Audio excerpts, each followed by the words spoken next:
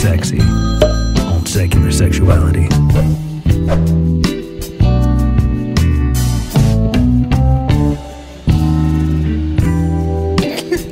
Hello and welcome to Secular Sexuality. I am Megan Bonner, and joining me as always is my amazing and wonderful co-host, Christy Powell. Howdy. And joining us today is Vickie Gettman. Hello. Hello. Nice to be here. Oh, great. So you are here with us today because you have some experience in the military. Yes, that's right. I retired after 20 years. And today we'll be talking a lot about females in the military, LGBTQ plus members in the military, and the ever-changing atmosphere, we might say, of the military with respect to women and combat, and also LGBTQ people, and the whole atmosphere around that. All right. Yeah, But- I mean, in your service time, you saw, you know, the beginning and the end of Don't Ask, Don't Tell, the opening up of combat roles for women. Now we're faced with this trans military ban. I mean, that's a lot of change and a lot to cope with as a culture, and I mean, as an individual too. Oh, yeah, absolutely. I joined the military in 1995. I was in the Army, and then it was full-on Don't Ask, Don't Tell, and nobody was obviously talking about that. I know for a fact there were lots of gay, lesbian people serving in the military. None of us had a problem with it. Nobody really cared about it. And I don't know anyone that was removed from service for that reason, even during Don't Ask, Don't Tell. Well, and I would say before we get too deep into the weeds of the subject matter, I did want to talk real quick about Community Corkboard. And that is, we have the March newsletter / magazine out. Yay. And you can, if you're not signed up to get that, please sign up and get it. It is so awesome. And our own Christy Powell has an article in there. Yeah, absolutely. It's a good time. About male circumcision. Yeah. We in the Secular Sexuality column, we talked about circumcision, and then I also wrote just a little bit about kind of mysticism. You know, as atheists and skeptics, we're tasked with trying to understand the human mind without the benefit of, you know, magic and all of this sort of bullshit presuppositions, and that's a tricky thing to do. It was a really good time writing about, and there's a lot of other really great contributors, including both of you. That's actually how I was introduced to Vickie and her work, and so it's definitely something worth checking out. And we also have a week from Saturday, is the International Atheist Day. And here in Austin, we will be hosting some speakers at the Capitol, followed by Seth Andrews will be doing a full talk.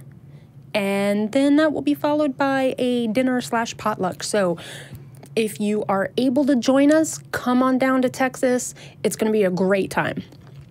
And lastly, we will be at American Atheist Convention this April 19th through the 21st, I believe. So see us there. And with that, that is our community corkboard for the week.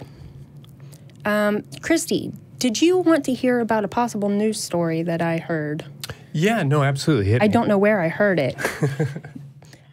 So a mother was jailed for 13 years in the first British female genital mutilation conviction.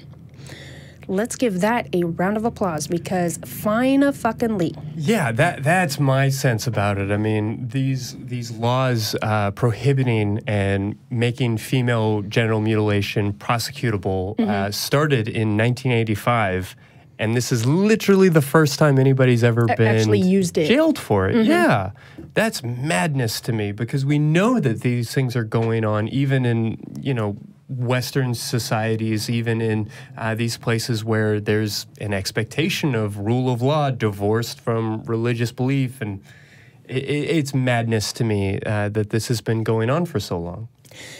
And it really pisses me off because usually, I say usually, pretty much all the time, this happens to these young women.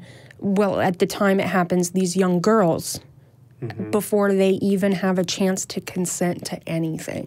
Yeah, or have an understanding of their own bodies, what it their own means. sensations, of what the reality of that change for the rest of their life. And I think the thing that pissed me off the most about this specific situation is the fact that the mother who was prosecuted had some really fringe, really out there, I mean, possibly even psychotic and delusional beliefs. And so, people felt comfortable prosecuting her because she was this crazy cultist or whatever. It was obviously over the line and not, within just the religious context. Yeah, absolutely. I mean, when I watch documentaries like Wild Wild Country was, a big trending story recently or whatever, and people talk about these cults and things.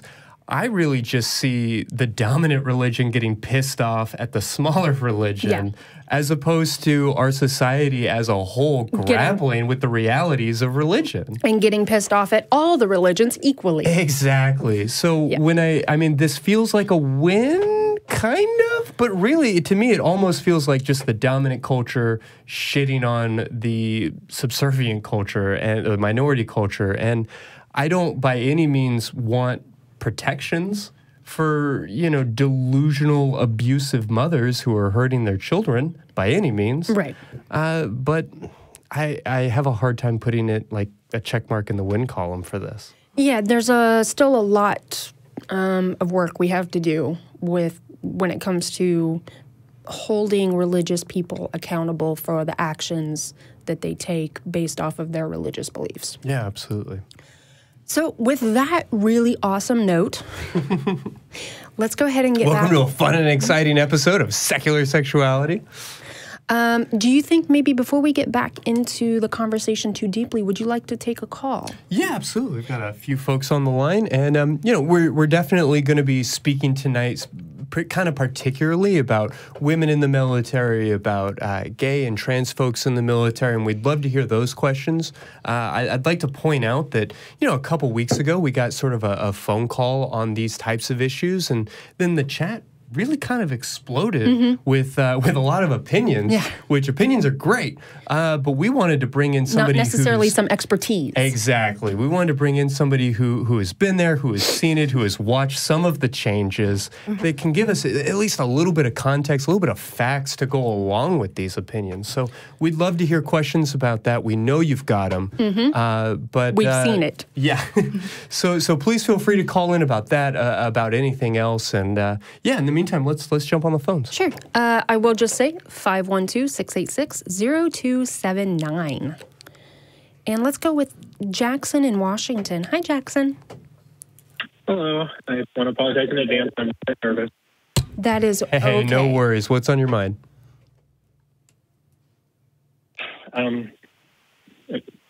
It's everything with my family, and I'm trying to set up an adult life. I'm getting a lot of echo back and hearing my voice. That might be something on our tech side. So, Jackson, what I'm going to do is I'm going to put you back on hold, and hopefully they can get that sorted out for you, and then we can bring you back. Thank you.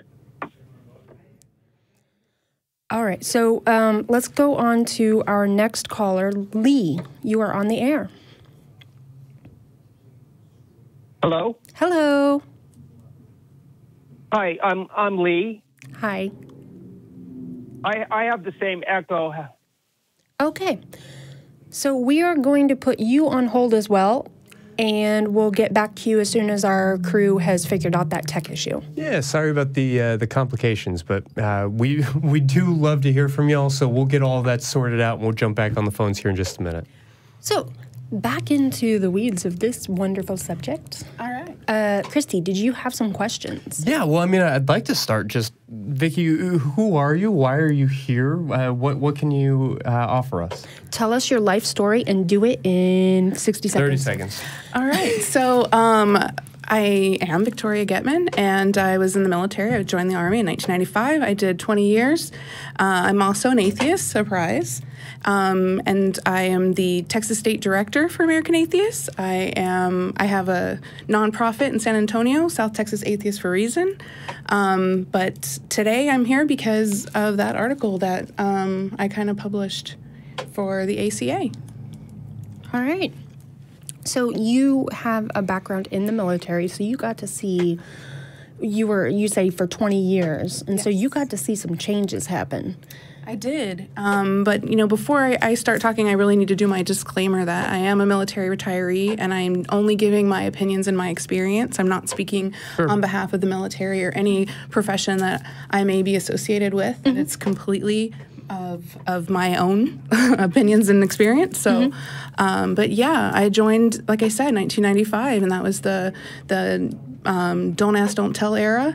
And we had lots of briefings on that people's business is theirs, and we're not going to talk about that. But I did know several gay, lesbian people that, although it seemed like a good idea on the outside, were really struggling because they weren't able to be themselves, and they had to hide. And so, they had difficulty with that. So it wasn't such a great program anyway that people thought it might be. Yeah, I mean, it's kind of, it feels so quaint now to look back on it and be like, okay, gay people exist. We just don't want to have to deal with that shit, right? Yeah. So there feels like a lot of madness to that. But I mean, you witnessed a lot of changes. I mean, the opening up of like combat roles to women and things like that. I'm very curious what your experience from, 95 to 15 was, just as a woman and watching how different opportunities came available and whether or not that felt like it was true, whether, the door was sort of open for the next generation, or if you felt like you really had the opportunity for that, or really what it looked like in general. Yeah, I mean, I was very excited. I personally was not ever interested in a combat role. I was always interested in being in the medical side of the house. And so when that opened up, I personally, at the beginning, was like, I don't know any females that would want to do that kind of stuff. Yeah. Boy, was I wrong. I met several, really great women that were very interested in those types of things. And so, the first 10 years that I was in, those roles weren't open, but people were talking about it. Like, I could do that job. I could do that. And I had to deal with people saying women aren't strong enough to do that. Physically, emotionally, mentally, those things, women aren't strong enough. And so there was lots of debates about that. And, my husband, I met him, he's infantry. And, I would go to his unit and talk with him. And, not every guy in his unit are these big, Arnold Schwarzenegger guys that can do stuff. There's smaller guys there too. And so, it seemed very unbalanced to be saying, oh, just because you're a woman, you can't do these things, when obviously people are of different sizes and shapes, and no matter what your gender would be. Yeah, I mean, you pointed out that you were wrong to think that there weren't women who were interested and excited about these roles.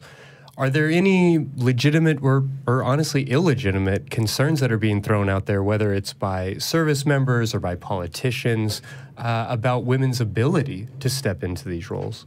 I think it was really, I guess funny that people were saying that women couldn't be on the front lines because military police have always had women, and they've always been on the front lines doing those things. They're not the exact same jobs, but they're still on the front lines in harm's way doing those kind of tactical type of jobs. I've seen stripes. I get it. Exactly. That's exactly the representation. That's what I figured. It's actually like that. Yeah. So I remember seeing G.I. Jane when it came out and thinking, wow, that's a pretty intense woman, and good for her. And then I was able to meet some of those types of women. One of the last jobs I had in about 2014. I was an instructor at Fort Sam, and one of the females I worked with.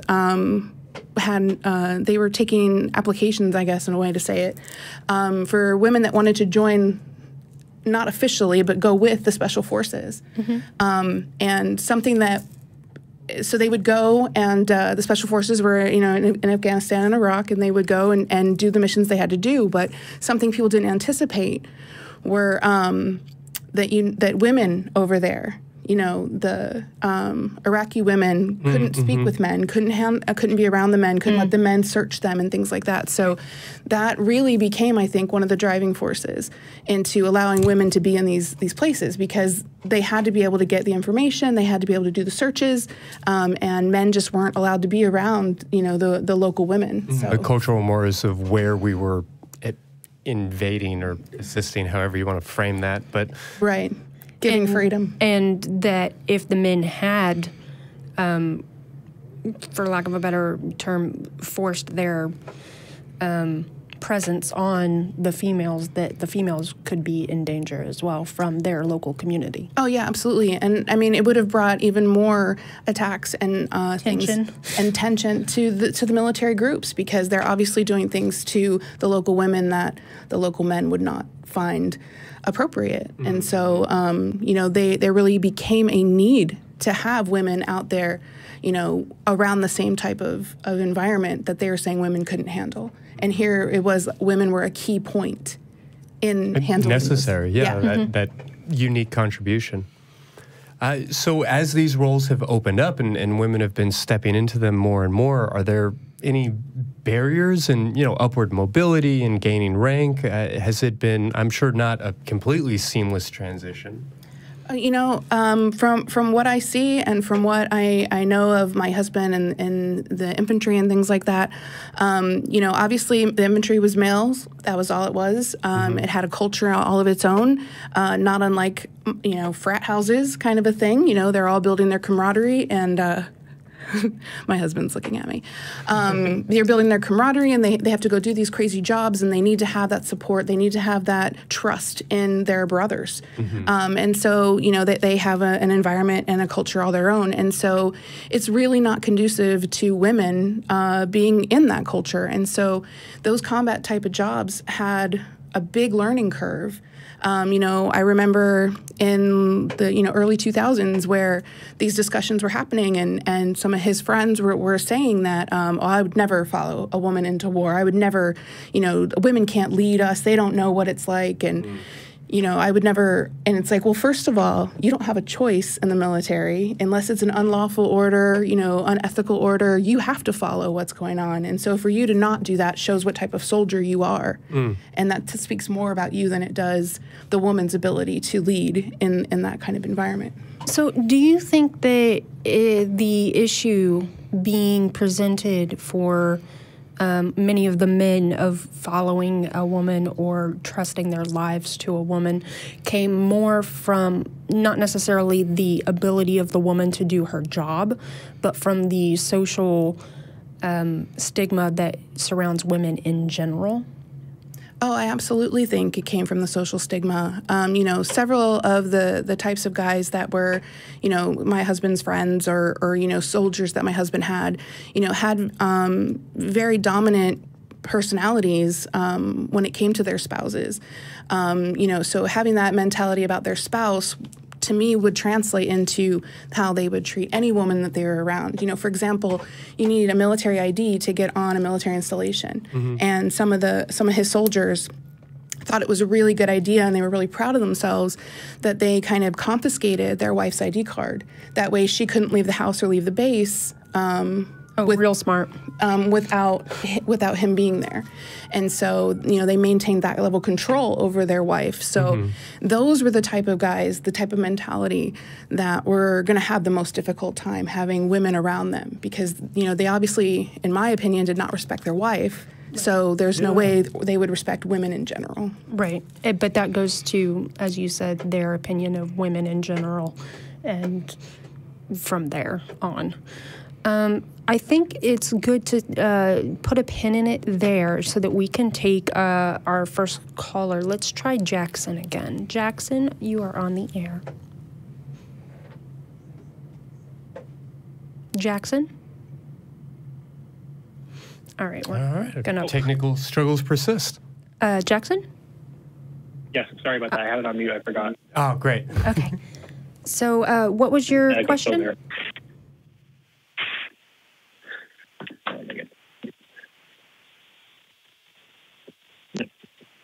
Yeah, what was on your mind tonight? Oh, We lost Jackson. All right. So let's try Lee. Lee, you are on the air. Yes, hi, good evening. Hi. What'd you like to talk to us about? Well, first of all, I wanted to tell you how much I appreciate the ACA. Oh, thank you. Glad to hear it. You guys are doing a tremendous job and talking about things that we really need to talk about. Thank you. The reason I called tonight was about fear. I guess the screen caller doesn't tell you much about me. No, go ahead and give us the rundown. Okay, well, I'm 63 years old, and I'm a non-cisgendered female. Okay. I transitioned about 25 plus years ago. Okay. And I've dealt with fear and abuse, most of my life. And one of the easiest ones for me to tackle this evening is just going out to a restaurant. I don't know if you guys have ever seen the movie Super Troopers. Oh, sure. Yep. Okay. Hamburger for a cop, don't spit on it. So I'm not going to go out where somebody spit in my food. Right. Sure. And that's a terrible thing to put my partner through, my friends through. Although I enjoy my own cooking. Yeah. Yeah, I hear what you're saying. I mean, I've had, trans clients or even just queer clients or clients that present with a atypical gender. And, they live here in this beautiful blue bubble or blue island of Austin, but that are uncomfortable, going on road trips, that are uncomfortable traveling outside of the city because they know that they're going to have to stop at a gas station, that they're going to have to go to the bathroom in a place that has signs that say, like, the men's room is for men and the women's room, that kind of bullshit. So I hear where you're coming from. Yeah, a story on that line. Recently, when my pals were traveling, we had some issues with bathrooms. And so we took all of the liberal bumper stickers off of our car. Yeah. Yep. No, I hear that. I would say I've had the liberal bumper sticker issue when I first moved to Texas. So as far as the bumper sticker goes, I can relate to that. Yeah, that's a sad state for our country. Yeah. I mean, we need to start talking about these hard things. Sexuality is a hard thing. Yeah. And there's room for differences here. We just need to respect one another. Yeah. Yeah, and for people who say, why is this such a big deal? I mean, you said sexuality is a hard thing, and I think it's an important thing. So often I hear, why are we bothering with all of these labels? Why are we making such a big deal out of these things? Why can't people just be themselves or just be maybe out of the way? And I'm reminded of the fact that, when a new baby is born, the first thing we all ask is it a boy or is it a girl? Yeah. So to say that gender doesn't matter feels asinine. So I hear that struggle. And I think that though gender and sex is difficult, I don't think it should be. I think it has been made to be by our religions and therefore our society to be made a difficult, cringeworthy thing. But I don't think it should be. I think we should strive to work our way to a point where it's just another thing that we talk about and don't judge on, like hair color, eye color, although some people still judge on those. But that's a whole nother issue. But I don't think it should be difficult, and I don't think it should be hard or one of those things that causes so much hurt and pain in the world. Mm-hmm. We just have to get there. 3 weeks ago, you had an educator, sex educator on, and I was appalled to hear all of the states that have no homo promo laws. And so I did a little research in the meantime, and I found, I'm going to call out Alabama. If they need to really work on their inclusiveness, because you don't want, when we're teaching, when we're educating children, that they're going to be afraid to express their sexuality because they'll be threatened with going to jail.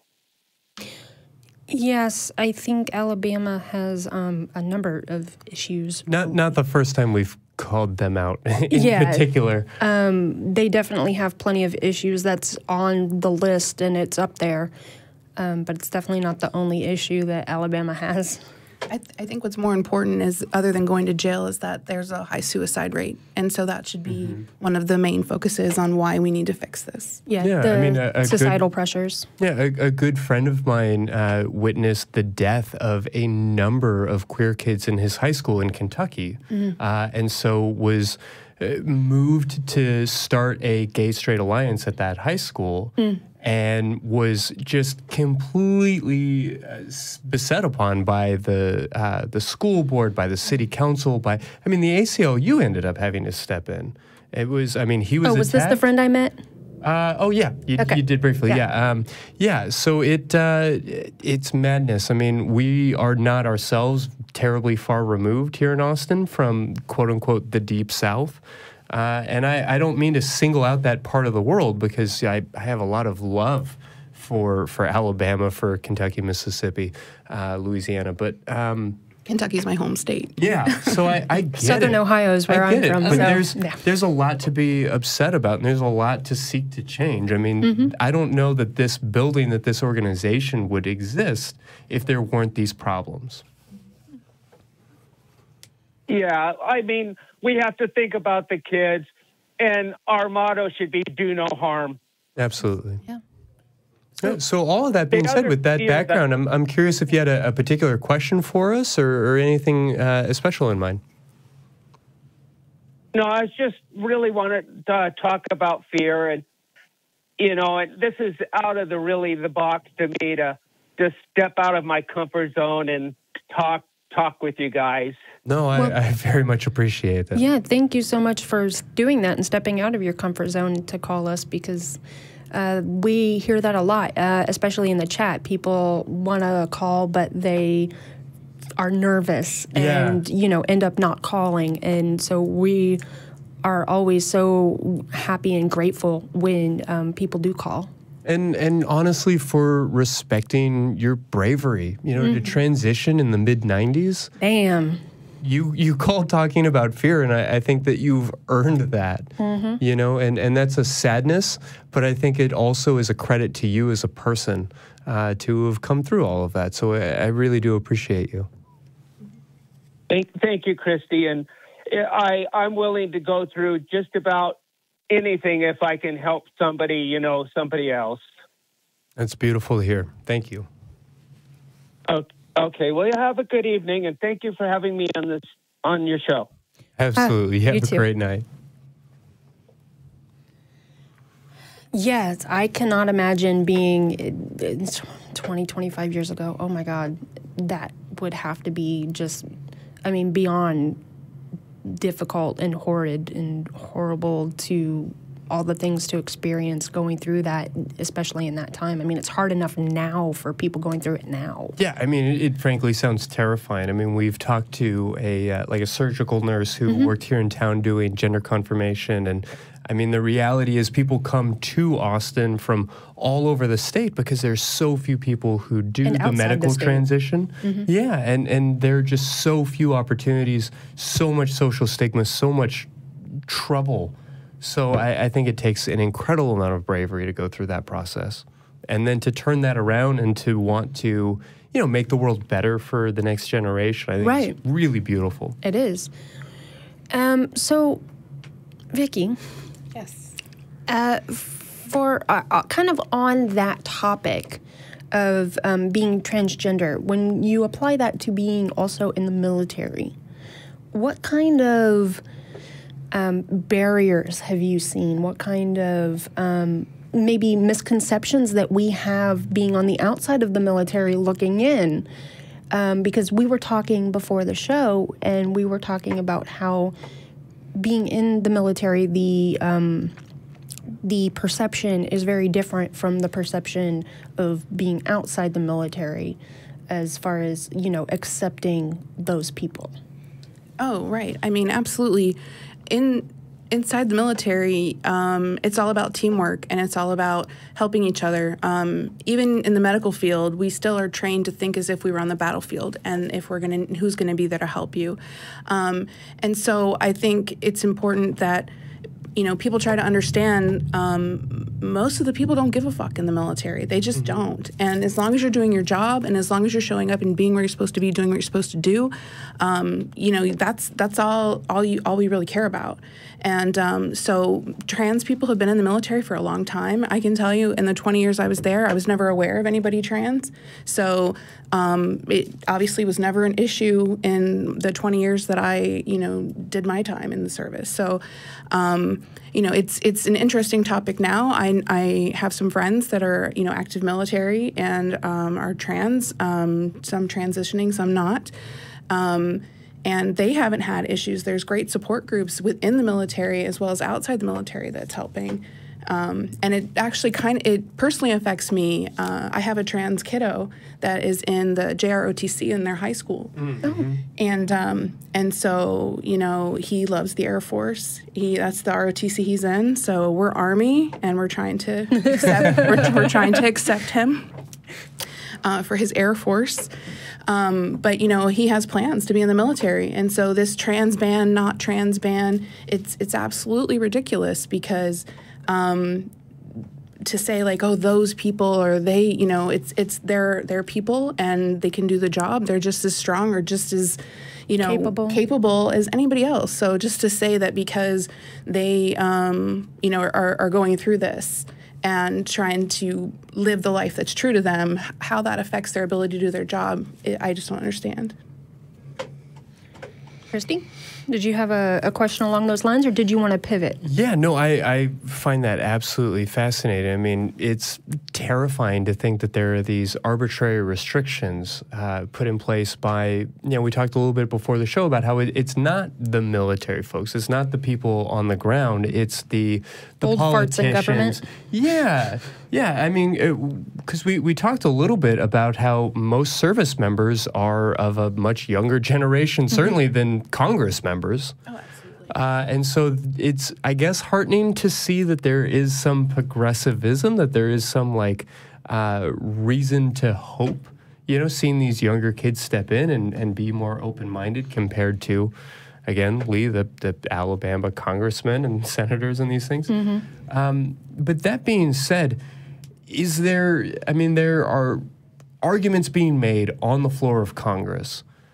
Are any of them legitimate in banning trans folks? I mean, in terms of medical expenses or unit cohesion, I mean, is there any validity? Or is there somehow, anything in there that we might be concerned about? Or I think one of the things they say is, you know, mental crisis in the middle of a crisis. You know, I personally don't think there's any validity to any of that they're saying. Unit cohesion is absolutely not an issue. It doesn't matter what the issue. Like I was saying, you know, we just want you to do your job, and as long as you can do your job, get it done well, and you got my back when I need you to have it, you know, that's all that matters. To talk about medical issues, I mean, they prescribe Viagra to people. I mean, that's not a medical necessity. And so if you're going to be getting prescribing Viagra to people, you know, I think that you can prescribe hormones to people that they actually need.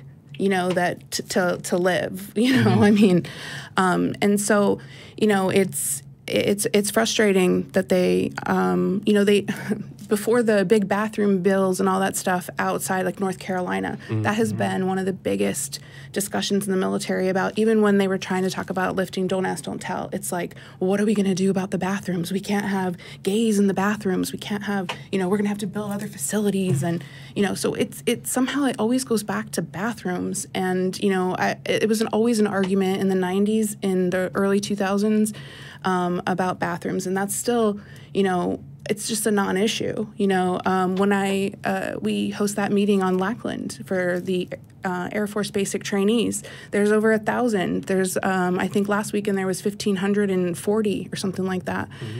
My husband hosts it now. I wasn't at that meeting, but they don't care. And one of our topics that we talk about at that meeting is coming out. And it started out as coming out as an atheist, but it's now morphed into coming out as whatever you want to come out. And they'll, in front of hundreds of people, of 1,000 people, say, you know, I'm gay, or I'm trans, or I'm pan, or I'm poly, or I'm, you know, they have all of the ways that they come out. And they're never met with anything but warmth and acceptance. And, you know, when they tell stories of pain and of hurt and of abandonment, they never receive anything but, you know, you're our family now, and we're here for you, and we love you, and support and inclusion. Absolutely. So to hear these things coming from the outside, that's not what I'm seeing on the inside. Yeah. When I was serving for 20 years, or since I've been I hosted the Lackland meeting for 4 years, my husband's been doing it for the last year. I mean, that's not what we see. They're coming in through basic training, a whole different mentality and generation than what people are trying to say these kids are all about. It's not the same. I have to say, I'm so baffled at why bathrooms specifically seem to be the hill that conservatives are like trying to die on. Like, why are fart jokes funny? I don't know. Yeah, I mean, I work, you know, as a therapist in a heavily female-dominated field. I mean, I go to my day job, and I might go a week, 2-3 work weeks on end without ever seeing a male coworker. And you know, I guess it's great, you know, having free reign to the men's only bathroom. But otherwise, most of the bathrooms in that building are you know, single unit or whatever. So they're, you know, not co-ed per se, but non-gendered. What we might call family bathrooms. Yeah, and I just don't understand why there's such an obsession with this concern. There's nothing highly sexualized about excrement. I think, you know, for some people there is. It is but a fetish. It's it is generally said not a huge part of our sexuality. You know, and I think what it comes down to is the idea, not just in the single-use bathrooms, but in the multi-use bathrooms, the idea of a guy being in a stall next to a woman and they both have their pants down. I think that's what it comes down to. And in you know what world is a bathroom stall somehow less protective or restrictive than your actual pants? I mean, you're wearing pants right now. I'm wearing pants right now. There's nothing sexual about this interaction. Underwear, and that's 2 layers, and that's right? it. So we trade pants for, you know, wall. physical barriers, Yeah. and that's somehow now you're vulnerable? I can see their shoes. My ankles, yeah. Victorian England. and the sounds are sexy, I'm sure. You know, like the sounds of the bathroom. That feels like the bigger problem. I mean, I guess I should say that I do feel at least a little bit bad for any woman who has to go into a bathroom after some of the guys I know. But I was going to say issue. some guys would probably. I'm just reminded of that scene from Harold and Kumar when they realize that women make those noises too. Battle shits? Yeah. It's like, yes, we all do it. So, in case anybody was looking for a 20-year-old sex comedy to watch this weekend, yeah, that's one that exists. So, do you want to stick a pin in it again and we can go? Yeah, we've got a few folks on the line. Let's try Jackson again. Jackson, you are on the air. Hello. Hello.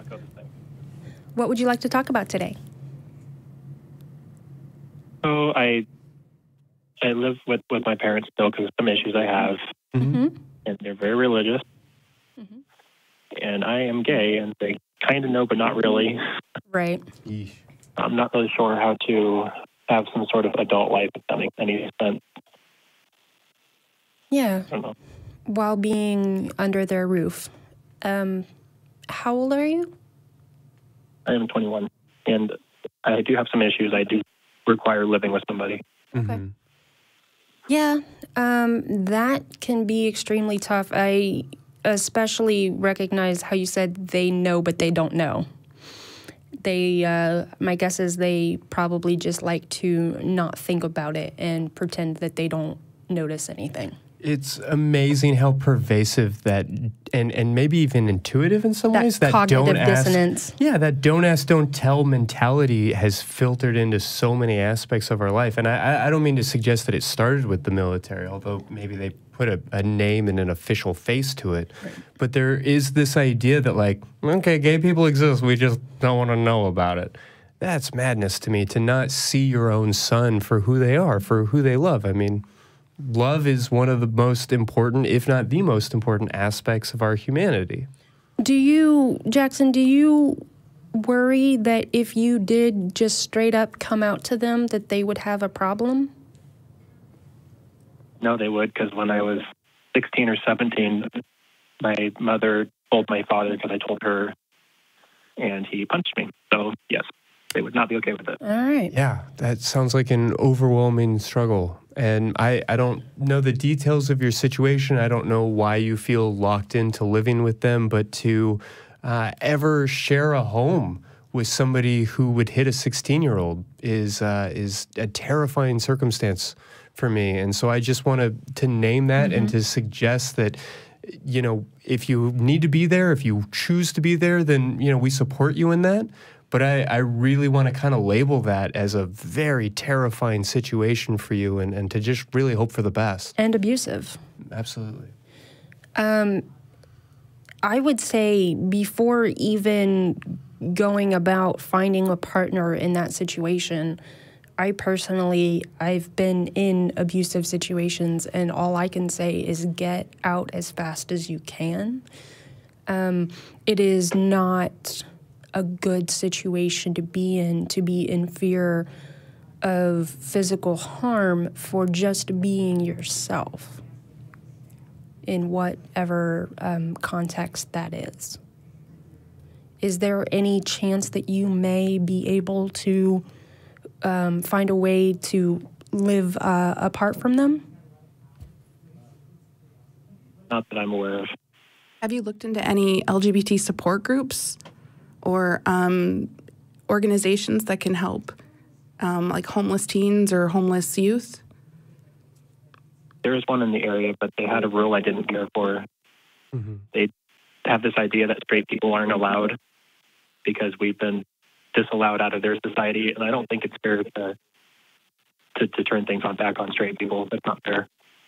I understand that, but I mean, your situation's dangerous, and so maybe you might have to kind of sacrifice that to get out of a dangerous situation.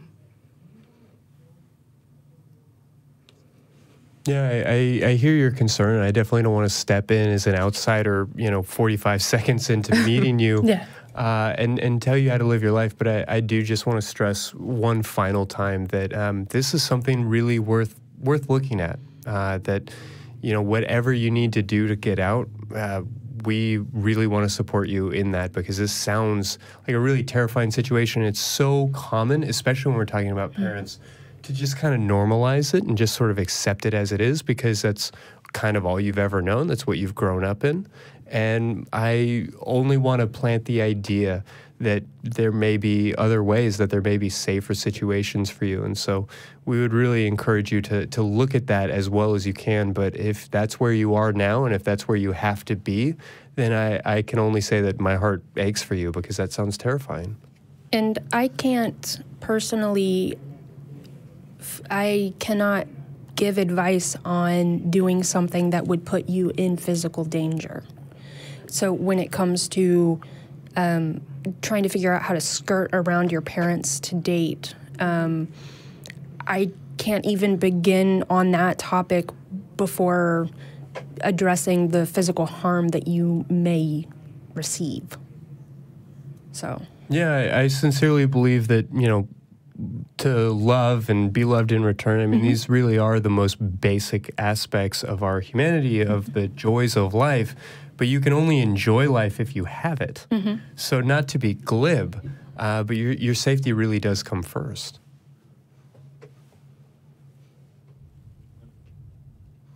That being said, I know it's a lot to tackle, but was there anything in particular that you had a question about, or that we might be able to offer some support on? It sounds like you're not really able to help me. That's all right. You know, I'm sorry to say I didn't quite catch most of what you said there.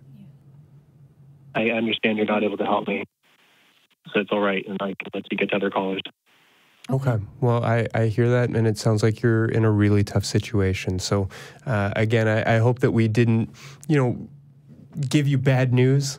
We definitely want to be here to support you, but it sounds like you're in a tough situation, and so we would just really encourage you to do what you can to find safety. Thank you. Yeah, take care. Yeah, that is that's a pretty bad situation to be in, to feel, and I mean, I have been there, actually around the same age as him too, feeling like you have no other options. You are just stuck in your situation. But yeah, I promise you, there are options. They may be hidden in a corner of the internet, but they're out there. And you just have to search for them.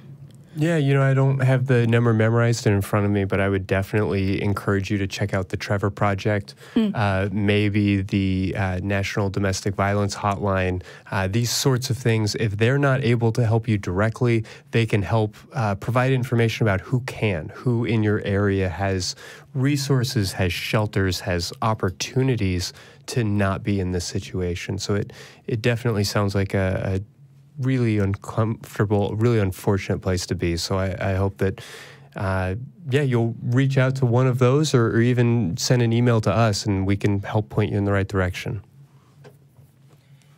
So with that, we have two more callers on the line. Okay, great. And one of them is actually looking for a perspective from Vickie. So let's go to Eric. You are on the air. Hi, Eric. Hi, can you guys hear me all right? Yes, Yes, we can. finally. Phones are working great. What's on your mind? So, yeah, I have I'm getting feedback right now of my own voice. I don't know if there's anything to do about that, but let me just try and go ahead and say what I need to say. Sure. So, I'm in the Navy right now, and I've been in for about 5.5 years. And for my job, the community that I'm in is very progressive. And so, like, women are, just equal as men. I don't see any obvious sexism. It seems like a pretty good, equal community. But currently I am on deployment, waiting to go overseas. And the command that I'm at right now is very warfighter heavy, with a lot of, like, really alpha males around. You use the term warfighter? Command. Yeah, just like infantry related and Okay. direct combat kind of stuff. Mm-hmm. Whereas, like, my typical community is office based. Gotcha. So this command did a command climate survey. They brought in, like, outside contractors to see if they could help gauge, how people who work there feel. And one of their main findings was that women had a lot of unique issues, being that there aren't as many of them at this command compared to ones that I've been to before. Mm-hmm. And the very masculine attitude here kind of made it hard for me to be heard. one of the interesting takeaways they found was that when women had good ideas, they didn't always feel like they would be heard here unless they found like a senior male who could kind of be their mouthpiece and kind of present that idea. Mm-hmm.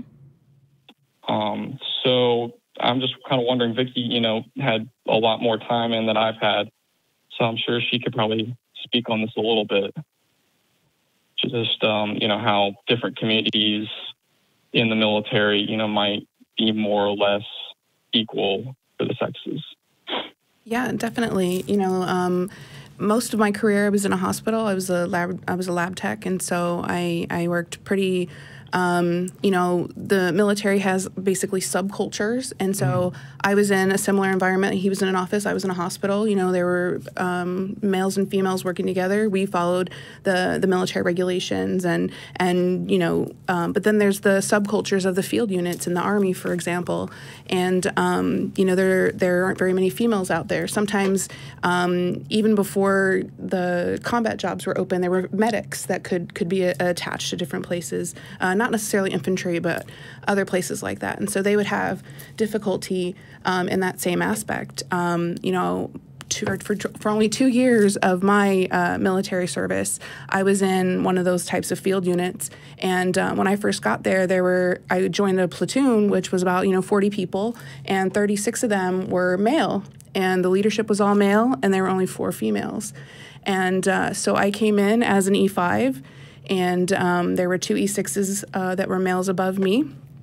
And, I kind of had to observe the situation. And I definitely was in that situation where if I had ideas or things to say, not only was I female, but, I was new to the unit. And so that's also, they take that into effect. So, I had to feel it out for a little while to see what was the issue that they're not listening to me. Is it because I'm new to the unit, or is it because, and ultimately, listening to the females that had been in the unit for a while, they were junior to me. I definitely learned it was that male-dominated alpha culture where, I had to, the same resources I had when I worked in the hospital, I had in the field unit, but they didn't work exactly the same because of the subculture mentality that's out there. And so I tried to use those chains. I tried to use those, but all it did was result in isolation, and it resulted in kickback in different ways where, nothing that you could ever really prove, but it's definitely a feeling and it's definitely an environment. And so it saddens me to hear that it's that dominated still. I've only been out for a few years, but, the Navy definitely is another place where there's a lot of male-dominated places like, the sub guys, the guys that go down on submarines, were definitely alpha males when they would come back. They'd be, underwater for like 6 months or something, and they would come back and they would be, I don't know, seems like caged animals that were set free. Yeah. I mean, that feels just human to me, to be in such a constrictive environment for so long. Yeah. Now, I mean, that doesn't justify, sexual violence or anything along those lines, of course. But yeah, that terrifies me. Yeah, it's and like I said, these are my experiences and my opinions. Not every sub guy is a caged animal. Not every, I don't speak in absolutes. And if I accidentally do, I apologize. I'm not trying to generalize anybody. I was stationed in Hawaii. I was stationed near Pearl Harbor. And so I had experience going on the Navy ships. As a lab tech, we would draw blood, things like that. And so, I do have experience hanging around the Navy base and, different, like specifically the sub guys and, those kinds of things. I was single while I was there, and, you go out in town and you can definitely tell just from standing around what group you could pretty much identify. Oh, those are the sub guys. Oh, those are these guys. Sure. That kind of a thing. So I'm not sure I offered any advice for those women, or but I do appreciate you bringing up that's still an issue, and the command climate survey, that's definitely something that they always try to do. In my opinion, it's usually a cover your ass kind of thing. Like, there's a problem and I don't know how to fix it, and I'm not going to say that they don't really want to try to fix it, but they do this command climate survey, they get all this information. So they can say that they did something. Exactly. Yep. And so, They took action. They took action. They got some information, and now what are they going to do about it? That's the thing. Right. And so they can ponder that for a while before doing anything. And then everybody deploys, and you know what I mean. Then you get a new group, and then it starts all over. Yeah. So I think to summarize what I'm kind of hearing from you, and please tell me if I'm wrong, but when I first heard Eric's question, my thought was somewhere along the lines of like, maybe he is in a really great unit where people are respectful of one another, people are respectful specifically of women. But as he was asking the question, I kind of in the back of my mind was wondering, what are the problems that he's maybe not seeing or not experiencing, or that perhaps exist in these sort of micro ways or that aren't clearly visible? And if I'm hearing you, what you're suggesting is that those problems probably do exist, even if they're not, blatant out in the open, dramatic. They definitely do. There's those microaggressions specifically. Yeah, I mean, this was a surprise even for me, because for my whole career in the Navy so far, I mean, I was in an integrated division in boot camp with men and women. And then since then, everywhere I've been, the number of men and women has been close to equal. And, everyone's pretty progressive and, accommodating and aren't really problems. But here, this is a completely different type of community. And all of a sudden I'm thinking like, oh, this military that I thought was so, progressive and equal has these pockets still of where that's an issue, and I was surprised. Are those Navy warfighters? What are they? Marines? Yeah, yes. Oh, they are Navy? Yeah, Navy. And then there's other branches here too, as with most bases. Right. Civilians too, which is a whole separate issue here with civilians and women civilians with male military over them. Mm-hmm. That sort of gives unique issues. That same survey found that a lot of the women here who, they work, but they're also mothers, they feel pressured to be the ones, who go pick up the kids from daycare, and, they might have to call in sick to take care of the kids for stuff, whereas the men who are fathers here don't really deal with that as much. Oh, yeah, absolutely. I had that same thing. We were dual military. My husband was Army, I was Army, and he was infantry and I was medical. And so his infantry people automatically assumed that any issues, now we have 5 kids, but at the time, 1, 2, 3, however many kids we had, I was taking them to the doctor's appointments. I was taking them to daycare. I was picking them up. I was this sick days. Yeah. And so, because I worked in a hospital, taking them to doctor's appointments, well, obviously medical people think that's important and think that needs to be done. And, and so they didn't give me a lot of flack for that. But I mean, if I would have been in a different kind of unit, they would just automatically assume that the mother has to do all of that. And so it was a struggle in our relationship, but it was definitely a struggle in the military, because eventually my command did say, okay, listen, you have 3 kids and they all have appointments. And so if you're taking all your kids to all their appointments, how many days a week are you actually going to be here? Yeah. Don't you, you have a spouse, can't they take them? And so I'm like, well, you need to call their command then, and so it's definitely a real thing. I've had people ask me in, oh, my kid's sick, I have to stay home, or, can't you find someone to watch them? Well, no. And so then they start offering people from the unit that could watch them. I'm like, I don't even know these people. Yeah. I understand we're in the same unit, but you're not going to entrust your kids to someone you don't know. Yeah, I can't imagine any other job on earth where I would be like, Karen from accounting down the hall, she's gonna take care of your kid for you. Yeah, no. And they would say, okay, well then if you can't do your job, you need to get out. That was always the back, right? So these are the requirements of your job. Can you do it? Oh, your kid is sick, so you can't do it. Well, then here's the documents you need to sign to get out. And it's like, well, there's no gray area. Yeah, I love that mentality that are like, women can't work in professional jobs because they're always missing work because of kids. And then we do absolutely nothing to encourage or allow men to help take care of the kids. I was about to say, one thing we weren't really addressing here was the fact that the men are perfectly capable of driving that car and taking those kids to their fucking appointments. So why aren't they? So I hope that offers some perspective. Was there a particular question or anything else we can make sure to check off for you? No, I just wanted to kind of hear what Vickie had to say about that, and I'll let you guys get to some more callers. But thank you for bringing that up. Yeah, thanks for taking my call, and thank you. Absolutely, of course. Great night. Appreciate you calling in.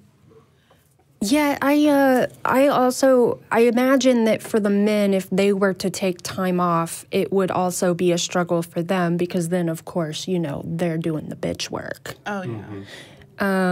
Which, of course, is completely bullshit, but is a factor I understand. And when you get that machismo and all the masculinity bullshit, Toxic masculinity, turns into some fun shit.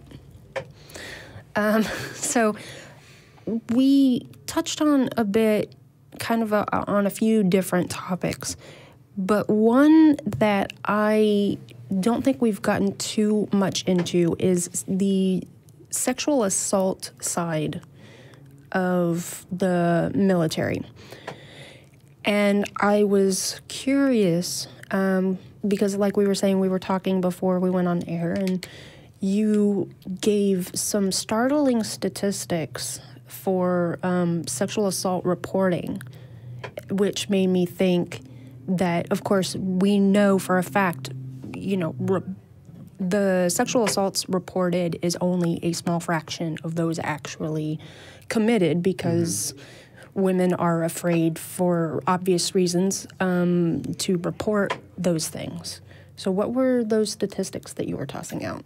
Well, I think Christy had mentioned, 15%? Yeah, some 15.1% of all women deployed during Enduring Freedom in Afghanistan and Iraqi Freedom have reported military sexual trauma, which is, that's bananas to me. That's so many people. And yeah, as Megan is saying, as you said earlier, 15% is probably super conservative. Oh, yeah, definitely. I kind of was just saying, it's probably closer to 100%. If we want to split hairs and go down to what a definition of sexual assault is, it's any unwanted touching. And so, that's if someone smacks you on the ass, which happens all the time, or, grabs your arm or touches your shoulder. So in those situations, I would say it's probably 100% of women specifically deployed in the military have experienced some type of that. Yeah, the more violent, the more graphic. Probably not 100%. Sure. But definitely sexual assault as it's defined in the military. Absolutely, I would say close to 100%. Yeah, in 2012, the winner for the Academy Award for Best Documentary was Invisible War, talking about just the incredible prevalence and absolute lack of prosecution, protection of female sexual assault victims in the military. And I guess I'm curious, that documentary that was 7 years ago, not did it have any effect, but, have these things come to light? Has anything changed? Are we moving in the right? I understand growing pains as we have more and more women in the military, but is there any reason to believe that this is changing? Yeah, absolutely. Just to kind of lay a foundation for that Invisible War, I joined in 1995. I went to basic training, and then I came to Fort Sam to do my medic training. And within a few days of being there, the females were all separated and brought into a room, and a female drill sergeant came in and really laid down the law about how things were going to be, and kind of was telling us that as long as your grades are doing well and as long as your behavior is on point, you can have your weekends off. You can go down into San Antonio and you can have a good time. Lots of people rent hotel rooms and kind of just hang out for the weekend and then come back and get back into military mindset. I've bought beers for military women in San Antonio bars on a weekend. So yeah, it can be a good time. It can be a good time. But then then, you know, she was quick to say that if anything happens to you, it's your fault. If you get drunk and something happens to you, it's your fault. If you choose to stay in a hotel room with someone and something happens to you, it's your fault. And it was at least 10 line items that ended with, it's your fault. Don't bring it to me. I don't want to hear about it. It's your fault. I'm telling you how to protect yourself.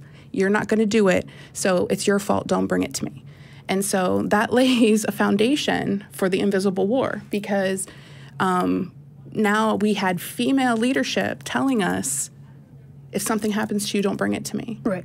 And so then you don't even have that support system. You don't even have that support system. And it's been laid down into you that it's your fault. And so if somebody smacks your ass when you walk past them, then what did you do? Why did they do that? So it lays that foundation. And so there were so many in my generation that were not going to report anything, because we need to just have a sense of humor.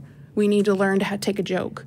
Oh, he didn't really mean it, you know. And so lots of things in that aspect. But I can tell you, you know, it was like 2006 is when I was in that field unit, and I was pushing for, you know, sexual harassment training and things like that because of some incidents that happened. And, you know, that's one of the things that got me ostracized and kind of shoved to the side. Mm-hmm. But when I was getting out in probably 2013, I retired in 2015. So it was like 2012, 2013. The number one priority for the entire military was not the war in Afghanistan or Iraq or weapons of mass destruction or whatever. It was prevention of sexual assault. And so we were going to tons of classes and tons of prevention training and leadership guidance on how to recognize people going through things like withdrawal or, you know, bad grades or, you know, things like that, where you're getting that kind of leadership training. And like I told you before, a lot of things the military does feels like a cover your ass kind of thing. Yeah. This had a tinge of that, but at the same time, it was doing a lot of good. Mm-hmm. It was doing so much, but I think what they were doing was oversaturating, because then I was instructing down there, and so you would hear the students, like I'm walking through the hall going to my classroom, and I would hear the students like, oh, another prevention training, like how many times do you have to hear this? And it's like, I would have loved to have heard this. Yeah. You know, you don't know why this is in place from where we've come from. So it's just in 15, 20 years. Right.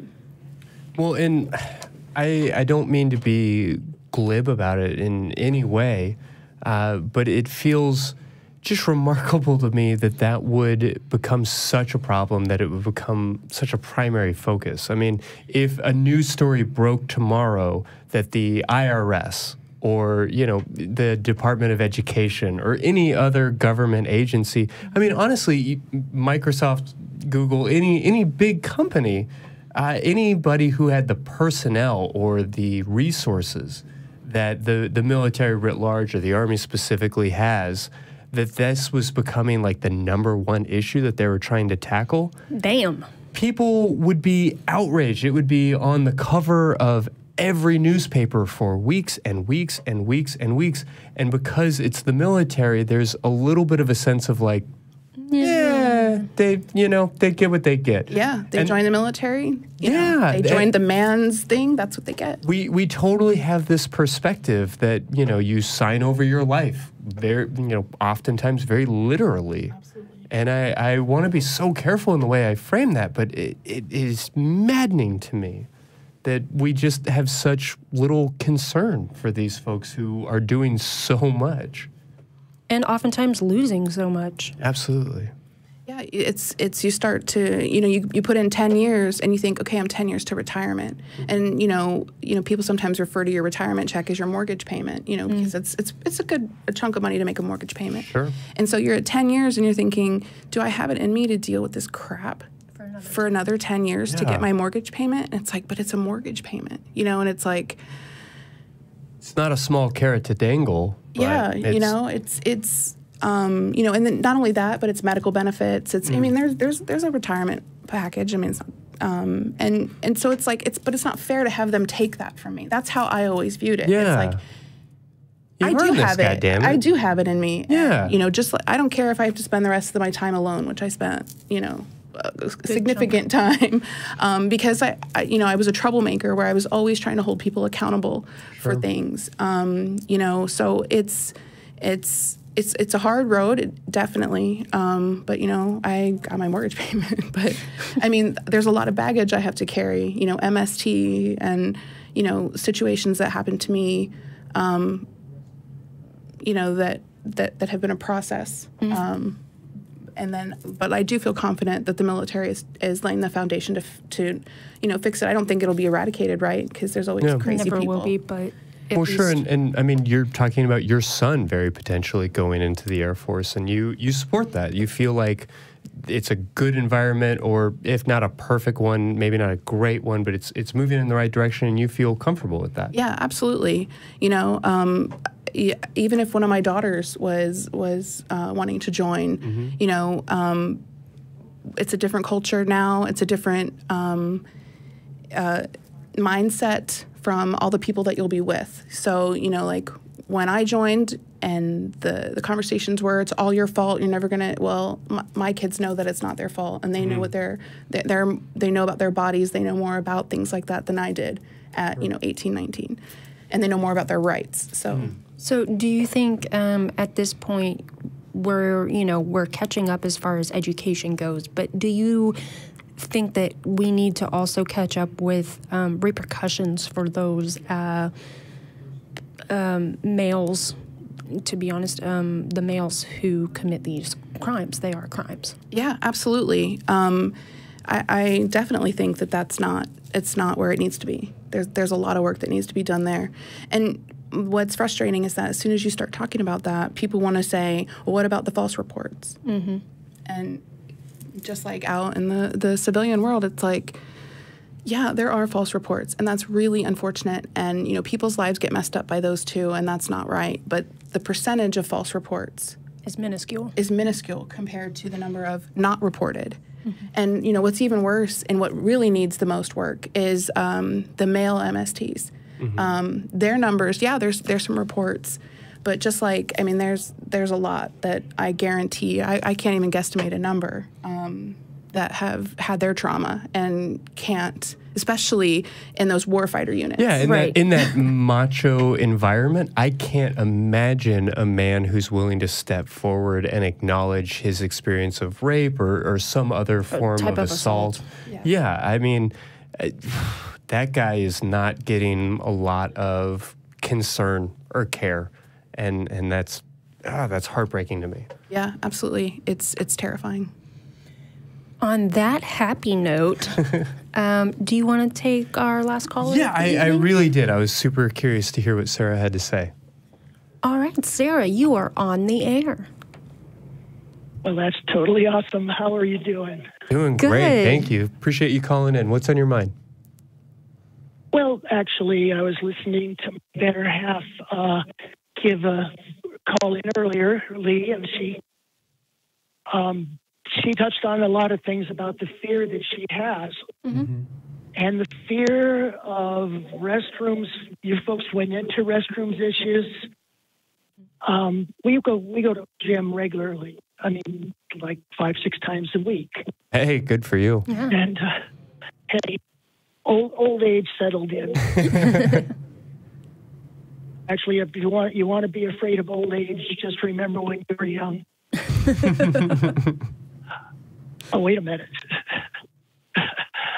So what I did want to say, we started talking about the bathroom issues, and as you can imagine, faster. I transitioned in 2005 mm-hmm. in an oil refinery, and I've been employed by the oil refineries until just recently when I retired. Wow, good for you. Congrats. I mean, we're talking about men in the military and the struggles that they go through in that way. Yeah, that's a tough one for sure. I've known some roughnecks, and it's a pretty macho field in general. Yeah. Well, it's kind of well, by the way, I have the echo problem. Yeah, I apologize. We'll have to work on getting that straightened out. By the way, electronics, that's not my field. I'm out in the mill, right? I build refinery equipment. And what I wanted to mention about the bathrooms, I'm sorry. Public bathrooms are extremely frightening to trans women. I've spent since transition, avoiding using public bathrooms.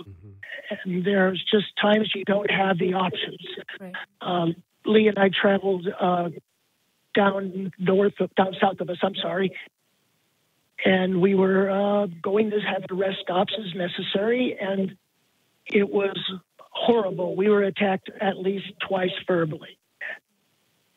I'm a very large person, so I don't have, I'm a refinery man. So anyway, I just wanted to throw out a couple of things. 96% of all trans women withhold liquid from themselves so that they do not have to use public bathrooms. It's not a healthy practice, but they do it. I believe that, yeah. We don't have the options of change rooms, etc. So we take home, try, and bring it back. So it's so conflicted. But anyway, I just wanted to throw out to you folks, she and I have been married to 21 years, and I married her as husband and wife, and then I transitioned. So we're kind of a unique couple, and I thought I'd throw us in front of the bus and see if you guys have questions for us. No, I really appreciate that. That's a really beautiful love story, so I thank you for sharing it with us. And I guess I just want to echo that experience and what you're saying. I have, I've talked to a number of different trans folks that really highlight the difficulty and the concern associated with bathrooms. And in my privilege, I just never think about it. And so I think it's a really important thing to highlight, to really put out there for folks that wouldn't otherwise be concerned about it or wouldn't otherwise think of it as a quote-unquote big deal. It really is a major problem for folks in the trans community. And I don't understand it, and I'm terribly angry about it. But I really appreciate you kind of sharing your experience with us. I will say... One of the ladies said something. Oh, I'm sorry. Oh, no, go right ahead. One of the ladies said something about there being a man sitting down next to a woman using the restroom. It didn't seem comfortable. The only thing I have to say to that is I know 99% of the people here are married, and they have their husbands sit down while they're brushing their teeth. Yeah, no, that's a fair point. So what's the difference? I mean, I find, like I say, we avoid it. We'll withhold liquids. We'll hang. It's a bad scene for us. But it feels like such a silly thing. Considering it. It is. It was the first big issue when I worked at the refinery, was where would I change my uniform? Yeah. And I guess I can only say that it seems as if this problem is starting to go away. And I don't want to, declare mission accomplished too early. But it does feel like there's becoming more and more backlash. In North Carolina, they're seeing a lot of financial pressure from outside states. Here in Texas, we have looked at a number of bathroom bills, and we keep pulling back and getting anxious because we're seeing the problems that it's caused for North Carolina and for other places. And so I would like to think that, at least our kids will grow up in a world where this is not a damn problem. Yeah, and to echo that, I would say, unfortunately, it's one of those issues that is kind of progresses with the generations. So the younger generations, I know I have a niece who's about to turn 6, and I can only imagine, her generation, how much more accepting they're going to be with, any LGBTQ plus issues. But it is a little sad, not a little, it's very sad that, the previous generations couldn't get their heads out of their asses fast enough to make this change sooner.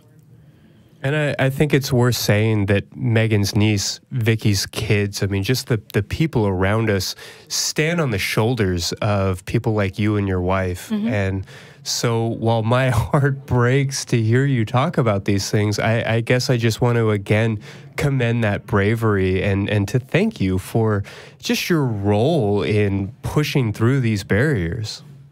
Being kind of pioneers. Yeah, absolutely. Well, thank you so much, Sarah.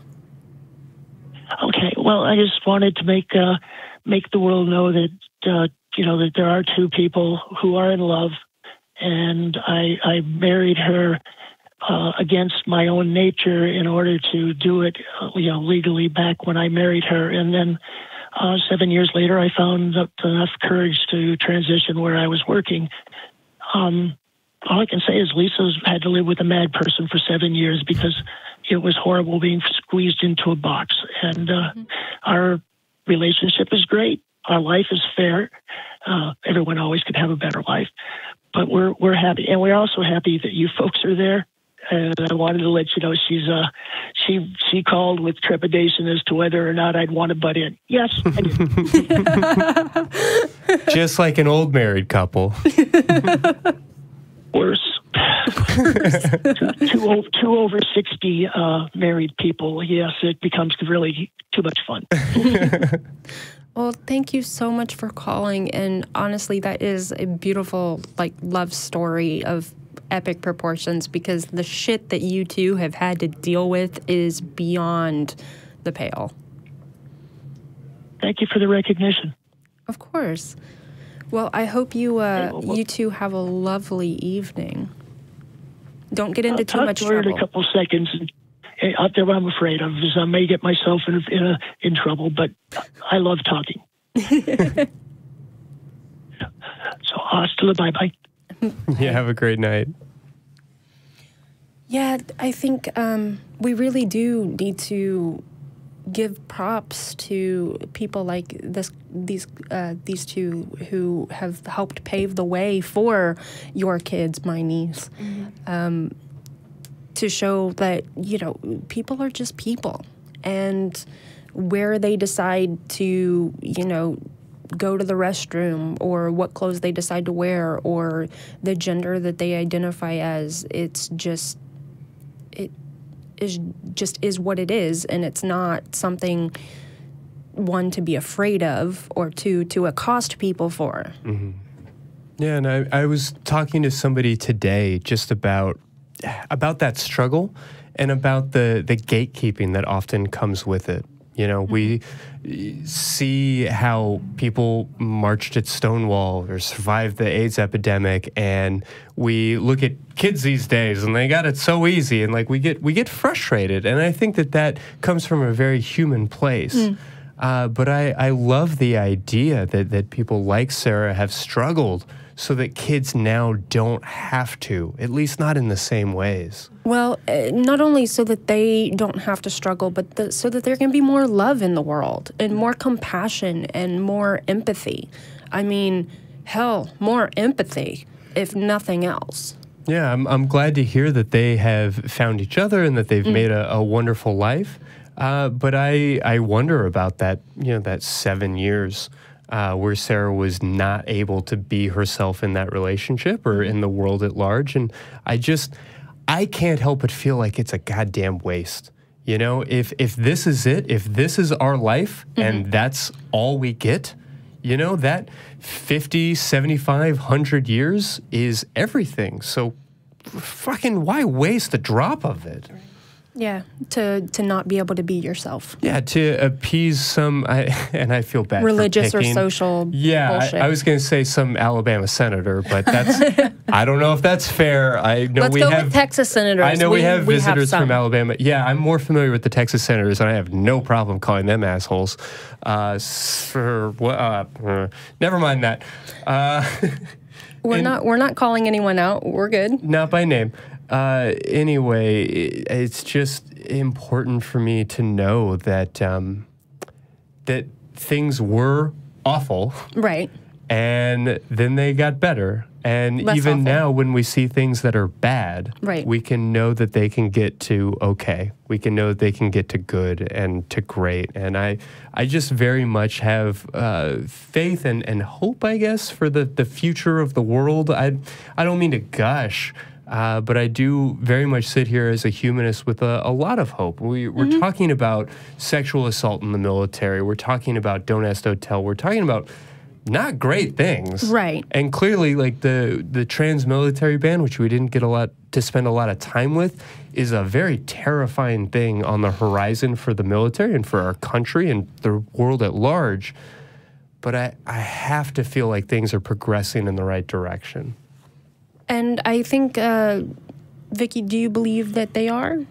I really do. You know, like I said, the focus on educating people about one of the best things that I took away from the training in the military was to stop demonizing the men and stop saying, you know, they're all monsters, because they're not all monsters. And so it was kind of pointing out that, hey, can you be accountable for your friend? And then you're like, oh, yeah, I can, you know, like, so I don't have to sit by while he's being obnoxious and disgusting. I can take care of that. The military says police it up.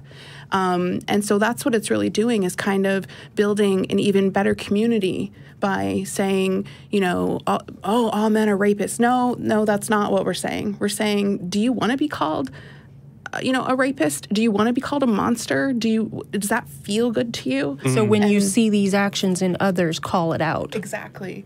And so by giving them the power, I think that's the way that you get the best change. Yeah, I think that that's a lesson for all of us, and I'm so grateful to everybody who watches this show, because I really hope that we're putting that out into the world. We're not encouraging anybody to be a dick, but I think it's incredibly important to call out the person next to you, you know, to say, hey, I think that there's a better way. I think that there's a more respectful way to be, a more human way to interact with the people around you. Absolutely. And, you know, with that, I think we can close it up for the evening. I think that's a good point to end on. So, Christy, Vickie, so we have a normal outro that Dr. Darrell Ray started. Okay. And I always fuck it up. And so usually I just... Kind of like I mess up the email. Yes. So we trade off things that we mess up. So, Christy, would you like to take us out? Yes, I'm gonna try real hard at this. Okay. We would love to keep the conversation going. Yes. We really appreciate everybody who called in, but we definitely want your emails. We want to hear your ideas for show topics. We want to hear about guests that you're interested in talking to. We want to hear your questions, your comments, the things where you disagree. Shoot us an email. We are sex@atheist-community.org. Yes, he did it. Yes, I got it. Okay. And beyond that, we're just so glad that you came to join us, and we want to encourage you now, whether you're in the military or not, whether you're trans or not, whether you have a private bathroom or not. Yeah. To, just, I guess, go out and give yourself a big ol' orgasm. Or, better yet, give somebody else one.